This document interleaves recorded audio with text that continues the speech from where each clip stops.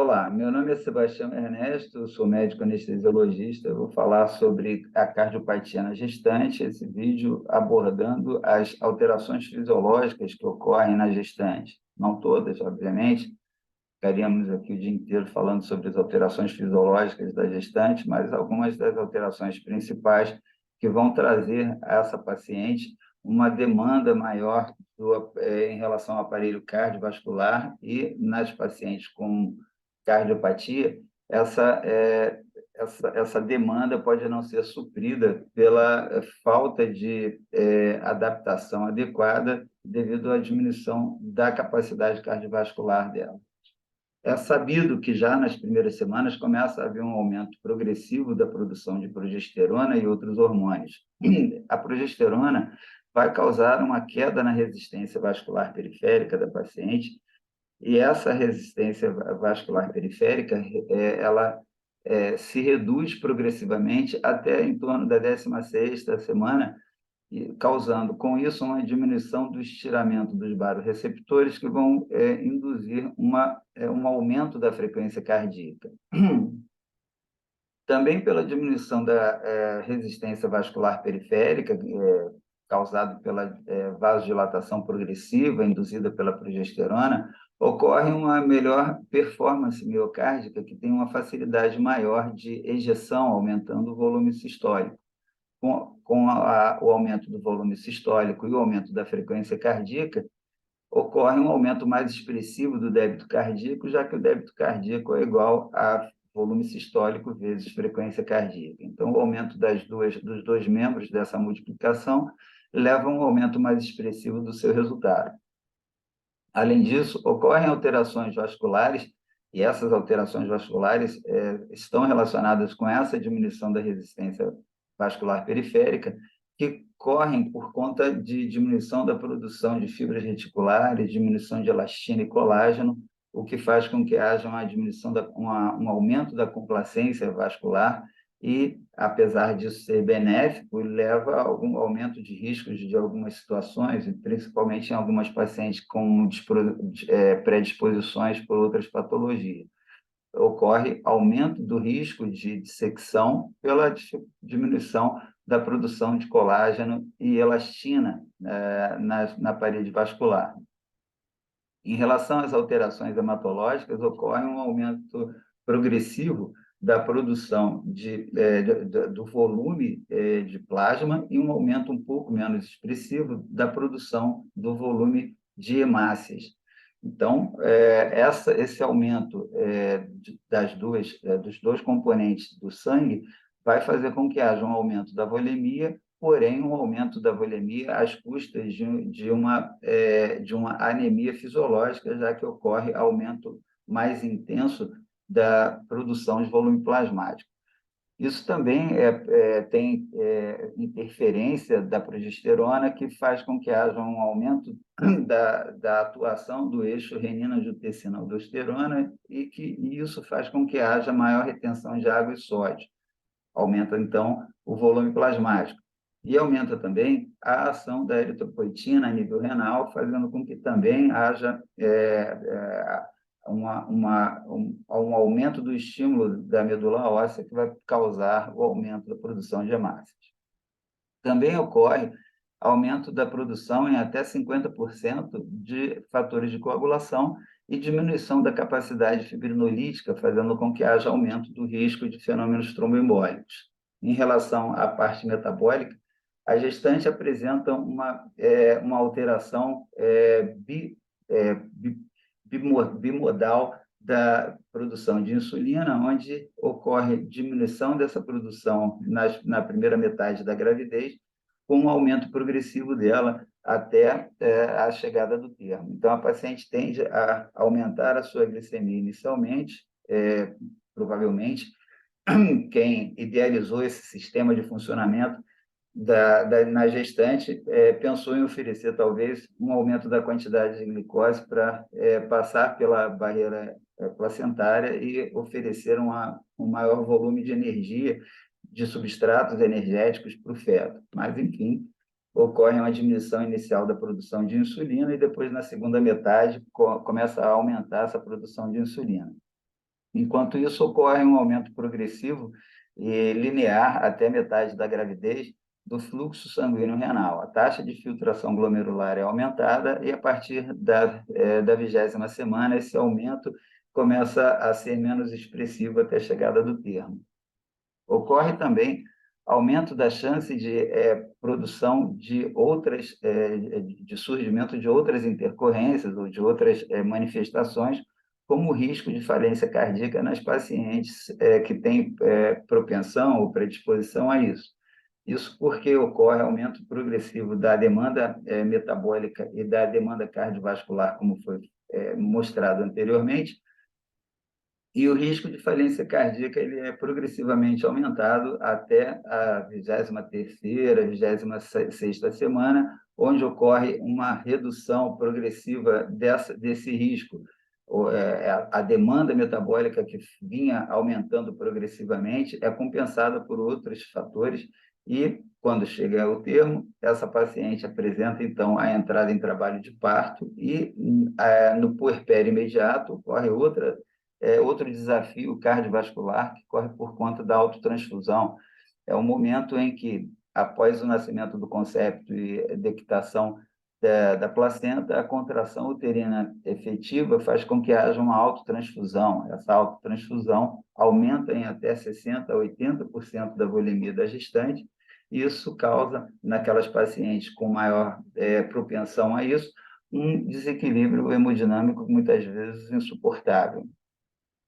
Ocorre também o aumento da chance de desenvolvimento de fenômenos hipertensivos naquelas pacientes que desenvolvem pré-eclâmpsia, o que pode acontecer geralmente após a 23ª, 24ª semana, e a incidência vai aumentando progressivamente.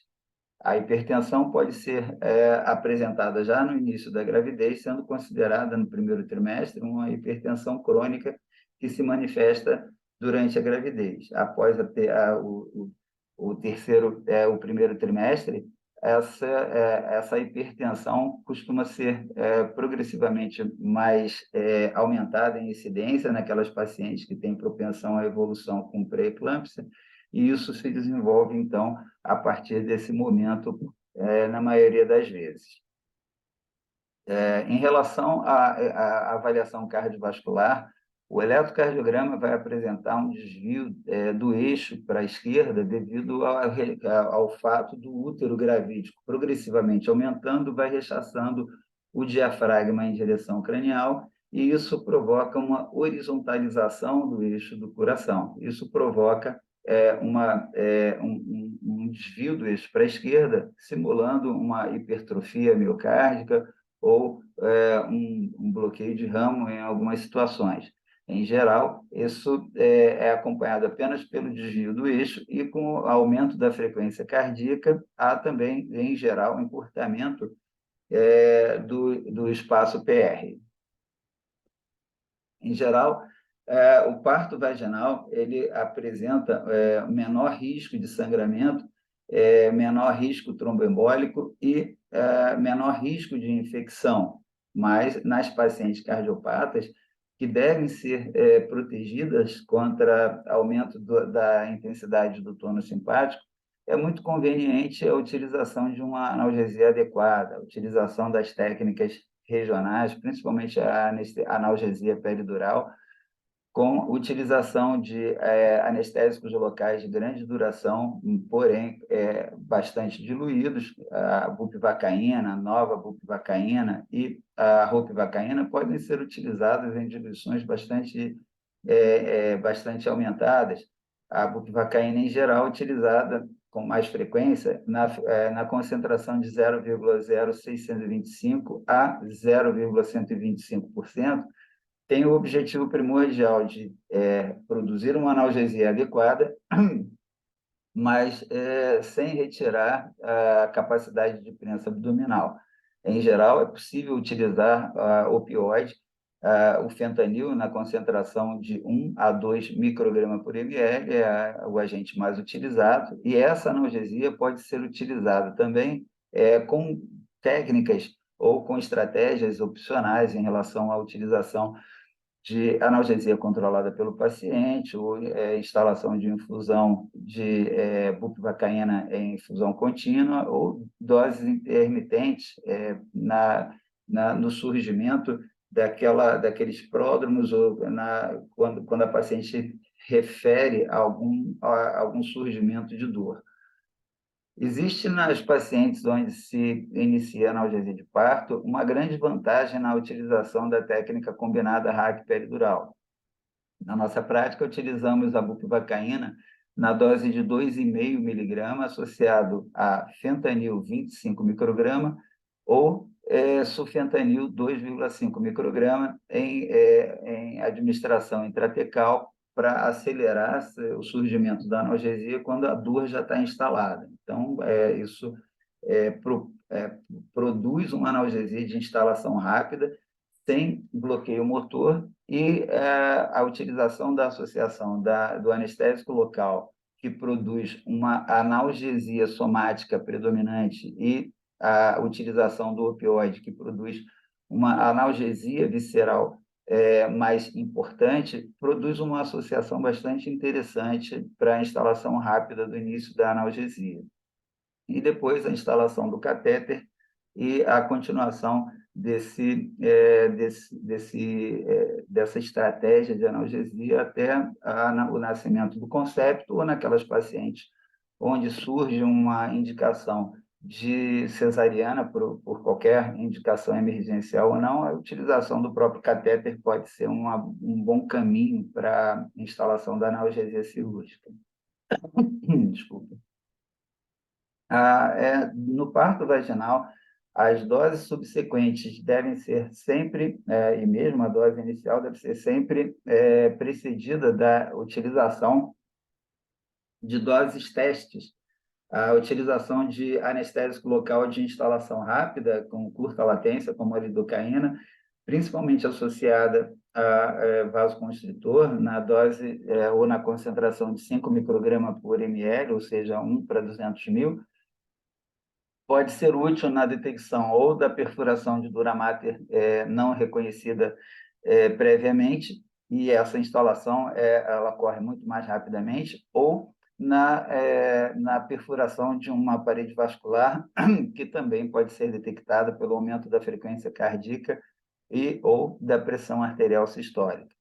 Embora na gestante isso também seja um pouco controverso, devido a já apresentar a gestante uma frequência cardíaca um pouco mais alta, e a pressão arterial elevada seria um caminho mais fácil de se perceber essa administração intravascular.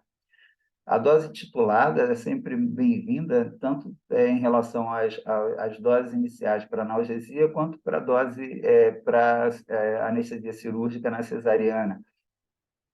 Nas pacientes cardiopatas, que podem ter menos capacidade adaptativa às alterações hemodinâmicas induzidas pelo bloqueio de neuroeixo, a dose titulada pode trazer menor impacto hemodinâmico, fazendo com que essa paciente tenha uma melhor estabilidade.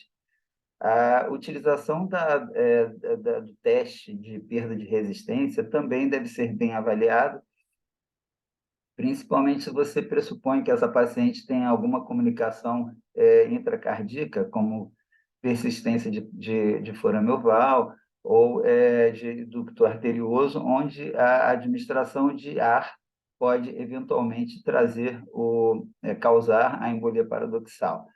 Então, em algumas pacientes, talvez seja mais interessante o teste de perda da resistência para a realização da anestesia ou analgesia peridural ser feita com solução fisiológica. Isso porque, se houver punção intravascular não detectada previamente, a injeção de solução salina não causaria esse risco de embolia paradoxal. Em relação aos cuidados hemodinâmicos, é muito importante acompanhar essa estratégia de dose titulada, porque algumas pacientes podem não responder bem a alterações rápidas de altos níveis de anestesia do neuroeixo. pacientes com hipertrofia do ventrículo esquerdo, obstrução à saída do ventrículo esquerdo, estenose aórtica e hipertensão pulmonar são os pacientes que oferecem mais instabilidade quando da instalação rápida do bloqueio simpático. Há uma necessidade de manutenção do retorno venoso adequado na hipertrofia do ventrículo esquerdo e na obstrução de saída do ventrículo esquerdo. E é importante também a manutenção da pressão sistêmica na estenose aórtica, onde há um maior risco de diminuição do volume sistólico, obviamente, devido à estenose, e a queda da resistência vascular periférica pode induzir a queda do fluxo sanguíneo coronariano de maneira muito mais facilitada. Em relação à hipertensão pulmonar, também é importante que não se exagere na reposição de volume, uma vez que isso pode causar aumento do fluxo sanguíneo pulmonar, descompensando algumas pacientes. A utilização de substâncias que tenham o objetivo de manutenção da estabilidade cardiovascular é muito importante. Para isso, deve-se conhecer a fisiopatologia da paciente de forma individualizada. Se é maior o risco de vasodilatação e de diminuição do retorno venoso, a utilização de vasopressores que buscam a estabilização dessas situações e sempre associando a escolha do vasopressor à frequência cardíaca que o paciente apresenta. Se a paciente apresenta uma frequência cardíaca aumentada, os vasoconstritores diretos ou agonistas alfa-adrenérgicos devem ser os preferenciais, fazendo com que haja uma vasoconstrição que vai induzir o aumento do estiramento de baroreceptores com consequente queda da frequência cardíaca. E se o paciente apresenta uma frequência cardíaca diminuída, então, agentes que tendem a ter uma resposta adrenérgica, como a efedrina, muitas vezes deve ser utilizada, ou na associação com a atropina. Lembrando sempre que aquelas pacientes que apresentam doença regurgitante valvar devem manter uma frequência cardíaca um pouquinho mais elevada, próximo do limite maior da normalidade de frequência, para reduzir o volume refluído pela válvula incompetente. O contrário acontece nas doenças estenóticas, onde há uma necessidade de se evitar de forma bastante enérgica aumento da frequência cardíaca. Devemos dar um tempo suficiente de esvaziamento da câmara que contrai contra essa válvula estenótica. Cuidado com os fluidos, principalmente nos pacientes que têm a diminuição da osmolaridade plasmática ou que têm aumento do fluxo sanguíneo pulmonar, o uso de inotrópicos em cardiopatias que tenham diminuição da função sistólica, e avaliar a chuntagem, cuidar a todo custo de manutenção de equilíbrio de pressões pulmonares e sistêmicas para que esse shunte, se for shunte direita e esquerda, que não se diminua muito a resistência vascular sistêmica para não aumentar essa chuntagem. E no shunte esquerda-direita, o contrário, né? Reduzir um pouco a resistência vascular sistêmica para que esse shunte esquerda-direita ele não seja aumentado. E, em relação também aos fluidos, sempre atentar para aqueles pacientes, como foi dito anteriormente, se tem hipertrofia de ventrículo esquerdo, que tem diminuição da complacência ventricular, ou paciente que tem que tem obstrução à saída do ventrículo esquerdo, é muito importante que eles mantenham um retorno venoso adequado para a manutenção desse volume diastólico final. Sempre, ou em geral, quase sempre, a anestesia ou a escolha do parto deve sobrecair sobre o parto vaginal. É o parto que traz menos riscos, diminui riscos de sangramento, de fenômenos tromboembólicos, infecções e outros. Porém, algumas situações acabam contraindicando as pacientes de maior gravidade, pacientes de estado fisiológico cardiovascular, grau 3 e 4, principalmente, pela Associação Nova-Iorquina do Coração, devem, preferencialmente, sob o risco de desequilíbrio hemodinâmico, principalmente na fase expulsiva e no puerpério imediato, ter o parto cesariana como a primeira escolha na maioria das vezes. E a técnica de anestesia continua sendo a mais indicada, a anestesia do neuroeixo de instalação lenta. Mas há algumas situações em que não podemos utilizar por conta de contraindicações ou por conta de situações individualizadas. Por exemplo, se houver indicação de intubação orotraqueal por qualquer motivo, já vai intubar a paciente, então a técnica de anestesia geral deve ser a mais adequada. Em pacientes em que há capacidade de posicionamento por algum motivo, seja situações emergenciais ou a paciente que não consegue, pela doença cardiovascular, ficar na posição adequada para a realização da técnica do neuroeixo, então também muitas vezes há necessidade da realização da anestesia geral. E quando houver contraindicação para anestesia geral, como nas situações hemorrágicas ou na paciente que chega numa emergência cirúrgica que não teve tempo de suspender anticoagulantes, antiplaquetários e assim sucessivamente.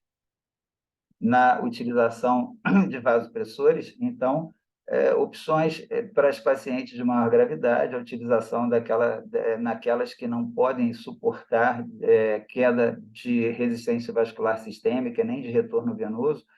Então, a utilização opcional de fenilefrina na dose de 0,5 a 0,75 micrograma quilo minuto, ou de noradrenalina, numa dose 10 vezes menor que isso, 0,05 a 0,075 micrograma por quilo por minuto, seriam opções viáveis para, principalmente se a paciente tem um acesso venoso central. Embora em situações emergenciais a noradrenalina possa ainda ser utilizada em acesso venoso periférico com os devidos cuidados. A fenilefrina não tem essa limitação, como sabemos. Bom, então, uma abordagem inicial, resumida, sobre alguns aspectos principais de alteração hemodinâmica, de alterações fisiológicas, perdão, na paciente gestante, que podem impactar na doença cardiovascular, na associação com o seu estado gestacional. Espero que tenham gostado, muito obrigado. E, se gostarem, deem um like, compartilhem nossa apresentação. Muito obrigado.